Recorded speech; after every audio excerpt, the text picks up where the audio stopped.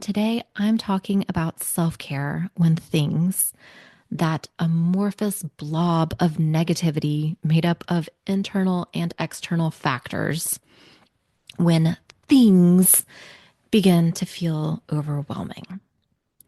Regardless of where or when you're listening from, I'm sure you felt that gnawing heaviness inside, an inescapable weariness, and an inner struggle between throwing up your hands and saying to hell with it versus digging deeper in search of more strength to keep pushing.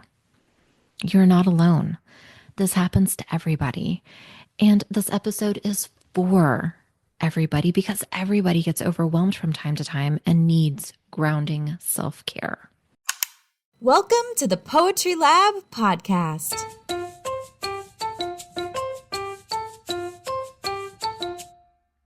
The Poetry Lab started 11 years ago to help dedicated, self-taught, and formally trained writers find a place in their community to write, read, learn, and collaborate.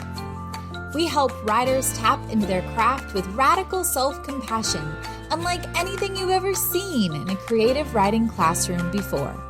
If you're a creative person trying to establish a writing practice in the real world, this podcast is designed to help you carve out the time, the courage, and the inspiration to keep writing your new shit. Are you ready, poet? Let's get into it.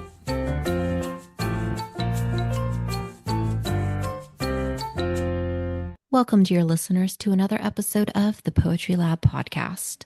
Creating can feel impossible when anxiety or overwhelm take over, but there are tools to find a sense of calm and reclaim your mental and emotional space so that you can get back to creating. I don't need to tell you, but creating is how we interact with the world. It's how we process. It's how we relieve stress. So we need to be creating, and we need to do what we can to get past those blocks created by anxiety or overwhelm.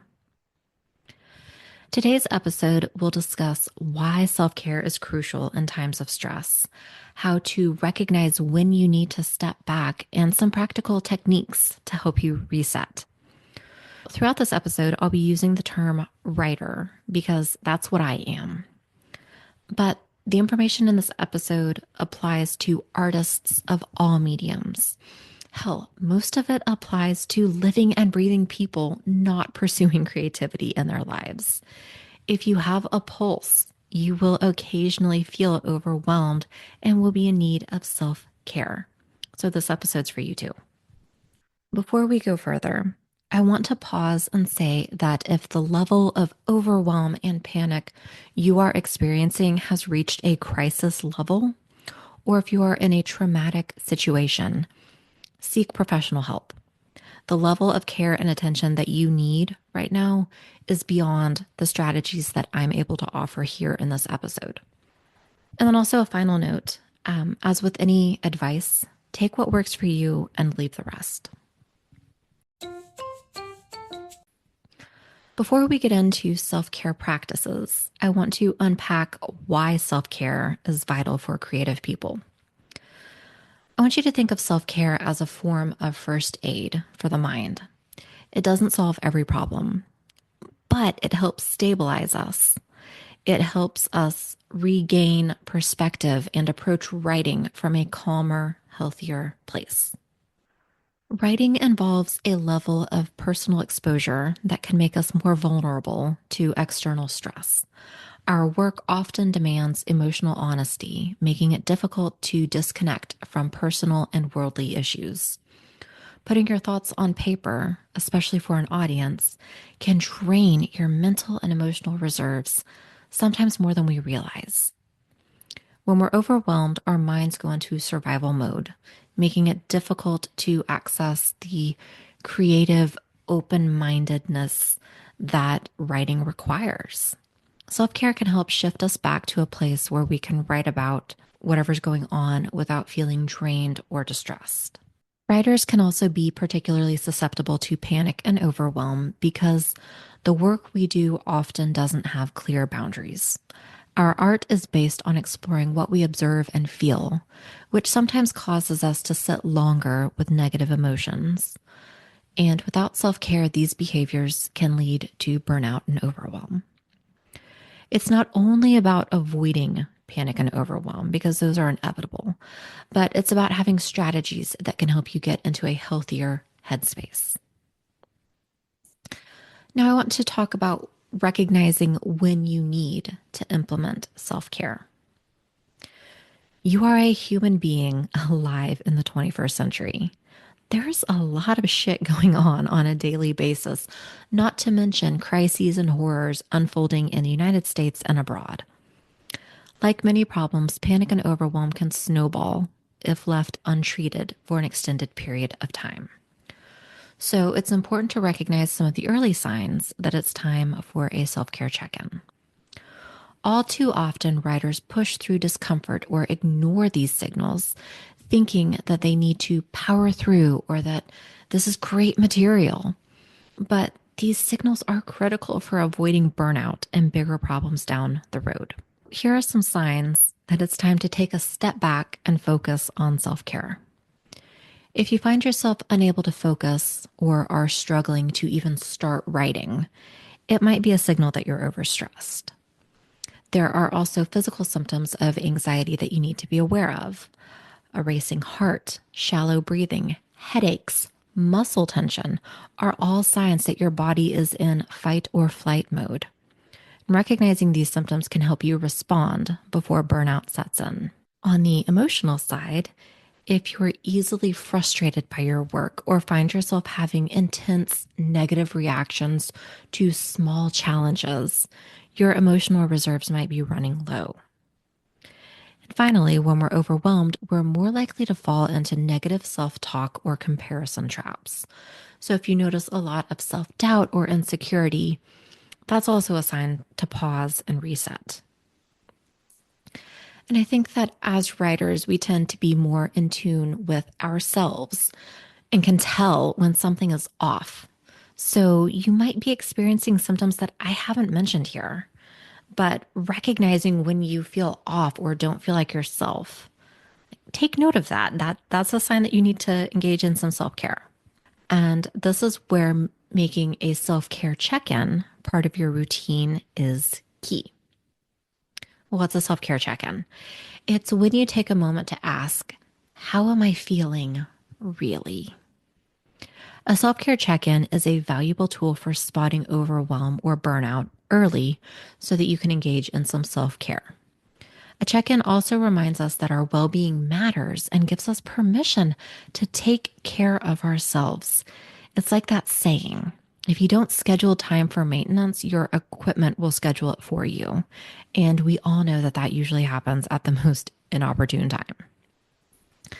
So I'm going to make 2 suggestions for self-care check-ins, and you can do whatever works for you in the moment. The first is a journaling exercise, and you can adapt this for whatever medium you engage in on the regular. If you're a writer, you can write the answers to these questions that I'm going to ask in a moment. If you're a visual artist, you can use color choices to paint it out or collage it. If you're a musician, choose your notes. First off, I want you to ask yourself, how am I feeling right now? This helps you identify your current emotional state. Next, what's weighing on me? Getting specific about what's bothering you can help make the stress feel more manageable. And finally, I want you to ask yourself, what do I need in this moment? This question is all about self-compassion. Whatever the answer is, allow yourself to meet that need as best you can. And then whatever answers you find, acknowledge their truth without judgment. You feel the way you feel, and knowing how you feel can offer a clue about what self-care might be needed. My other suggestion for a check-in is a full body scan. And you can do this seated or lying down, and you can even do it standing up. You can do it in a bed or on a yoga mat or at your desk or on a bus, really anywhere that you can close your eyes and turn your attention inward. And then start at the top of your head. Notice how you feel in each part of your body, working your way down from your head to your eyebrows, your mouth, your tongue, your jaw, your neck, shoulders, arms, chest, stomach, wrists, hands, fingers, hips, the back of your legs, your knees, your shins, your ankles, all the way to your feet and your toes. Granted, this is a guided relaxation technique to get you to let go of the tension you are holding. But I think that the noticing part is also helpful in identifying a solution that is what your body needs. Regardless of which type of check in you do, pair it with an action, even a small one. I will stand up and walk a lap or two around my space every hour today. I will stretch at the end of my workday. I will pause news and social media notifications on my phone for the rest of today. Or it can be bigger, like cultivating a jogging routine or deleting social media apps from your phone entirely for a month. The key is to take what you notice during your check in and tie it to a specific action. So, how to make this into a routine? Schedule a check in daily or weekly, whatever feels manageable for you. The body scan is something that you can do right quick in the grocery line. Whereas, yeah, the journaling activity takes some time, but it can also be built into your creative process. If you can, do your self care check in at a time when you can be alone and in a calm space, like first thing in the morning, or during your lunch break, or as you're getting ready for bed. Even if you don't have the luxury of solitude, you are able to turn inward where you are. Just take a moment and focus on yourself. And I will say that I know it can feel strange at first, but over time, these check ins become second nature and they create a stronger, more resilient foundation for both writing and your well being. Now, I want to offer some specific grounding self care practices that help in times of high stress, overwhelm, or panic. And I'm not going to suggest the traditional ones like journaling or a glass of wine or a bubble bath or yoga or muting notifications on your phone. Those are all great suggestions. And they're ones that I use frequently. But I think that if you're listening to this podcast, you're probably looking for something a little bit different. If those are ones that you haven't tried, use those. Those are a good starting point too. Otherwise, listen to what I'm about to say, because I think these go a little bit deeper.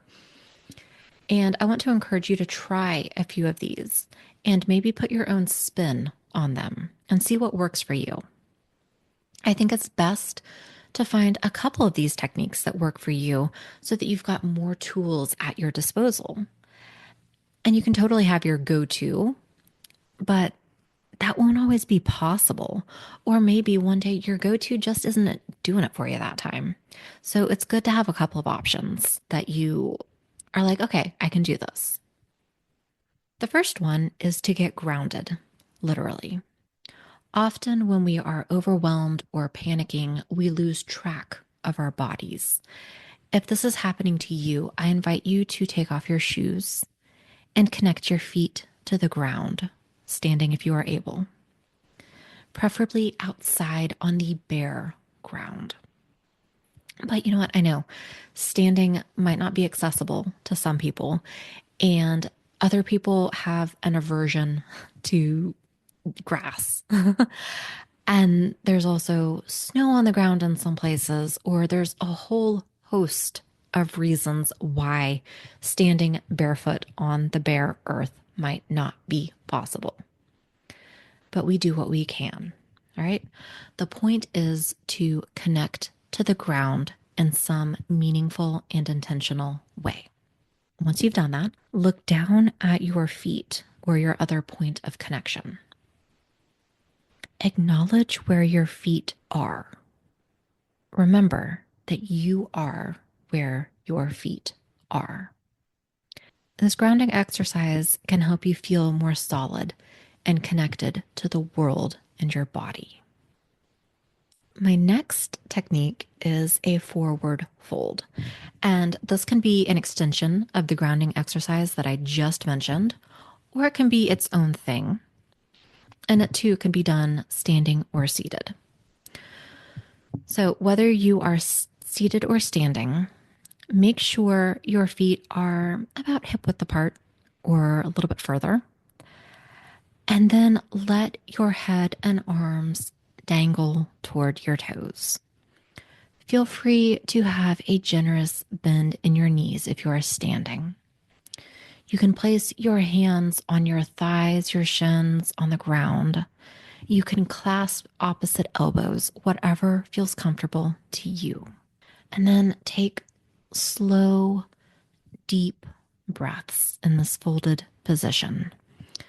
This pose releases tension in the back and the neck, and it helps bring a sense of calm. Another grounding technique is the 5-4-3-2-1 method, which engages multiple senses. What you do is you identify 5 things that you can see, 4 things you can touch, 3 that you can hear, 2 that you can smell, and 1 that you can taste. This process helps pull you into the present moment, away from overwhelming thoughts. Breath work is another way of addressing anxiety. Personally, I like the box breath.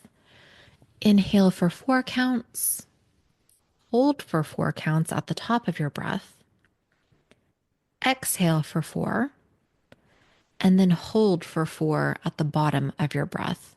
And then you repeat again with a 4 count inhale. A variation on this is to inhale for 4 counts, hold for 7, and then exhale for 8.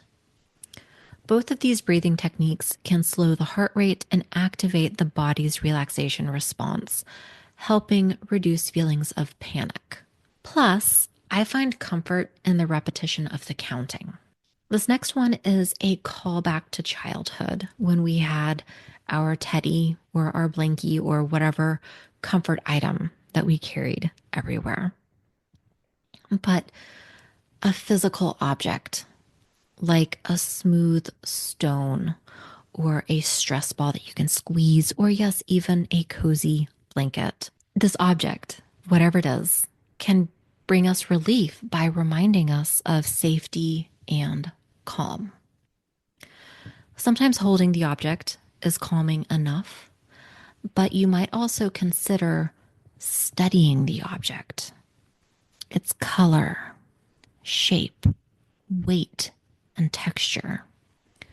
Noticing these details can create an anchor to help calm our racing thoughts. And then the final, kind of set of techniques that I want to discuss today takes the full body scan that I mentioned earlier in the self-care check-in part, and it goes a step further. It's called progressive muscle relaxation. And for this one, you should be lying down or seated, either way. Starting at your feet, tense each muscle group for a few seconds and then release. And move slowly up the body from your toes all the way up to your face, tensing and relaxing each area. This technique eases physical tension and can bring immediate relaxation to both the body and the mind. And while you're in a relaxed, stationary position, if you have a weighted blanket or even just a folded blanket, if you're laying down, place it over your hips/pelvic region. Or if you're seated, place it over your shoulders and chest, and you can kind of tuck your arms up in there too. The pressure, even if it's just a folded blanket, like a regular folded blanket, it still provides some pressure, but it can help ease anxiety. Another variation to try if you're lying down on the ground is to lie on your back and put your feet up the wall. Just scoot your tail as close to the wall as you can, and then your feet just go straight up. So you're like an L. Reversing the flow of the blood in your legs is relaxing, and it also helps relieve tension in your lower back. And then the final thing that I want to mention, because it's easy, is to revisit the Fill Your Cup episodes that I've recorded for the Poetry Lab podcast. The summer edition is episode 25, and the autumn episode is number 36. Winter and spring aren't recorded yet, but keep an eye out for them. These episodes are more restorative ways of reigniting your creativity, but they might also be calming activities that can help you deal with your stress and overwhelm by taking you out of your usual environment, your office, your studio, your whatever, and having you engage with the world at large. Phew, that was a lot. Finally, before I wrap, I want to turn to the long-term benefits of self-care for writers. Self-care is not just for difficult times. This episode focused mostly on strategies for dealing with difficult times when you're panicking, you're having more intense levels of stress and anxiety and overwhelm.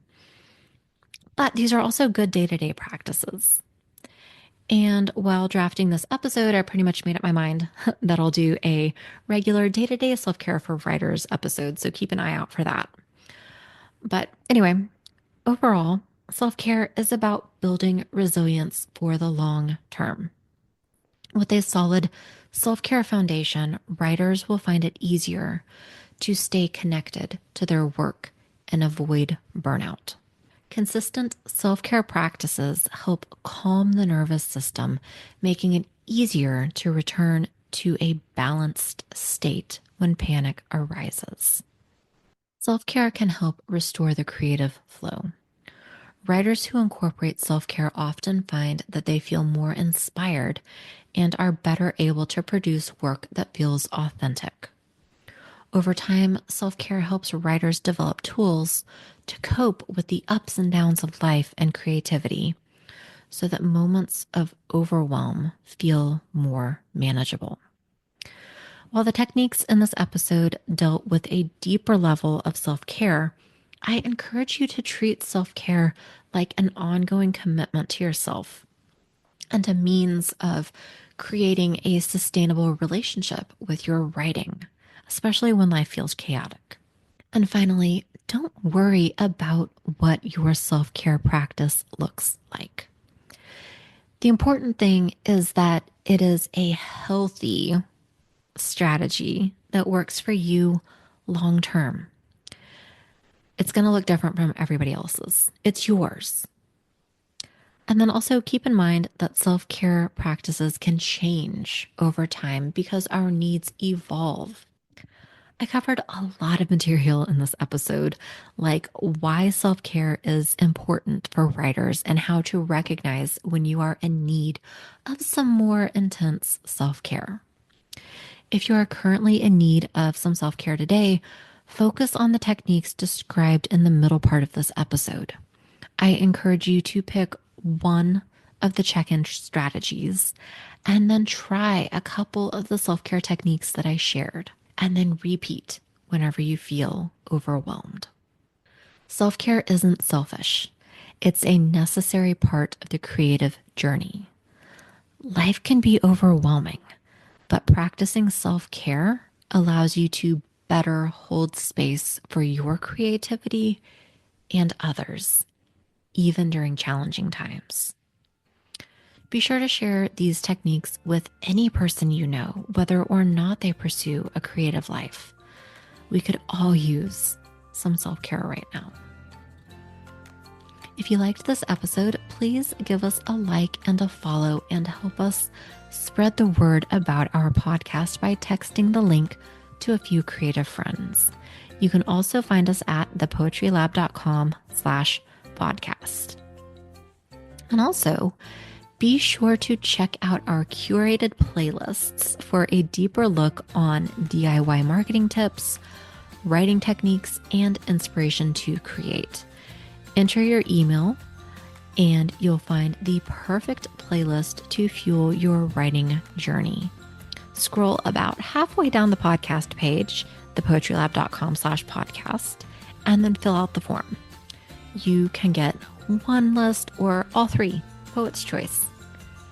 Again, I'm Lori Walker, and you can find me on Instagram at Lori the Writer, or peruse my website at loriwriteswords.com, or sign up for my newsletter at lorithewriter.substack.com.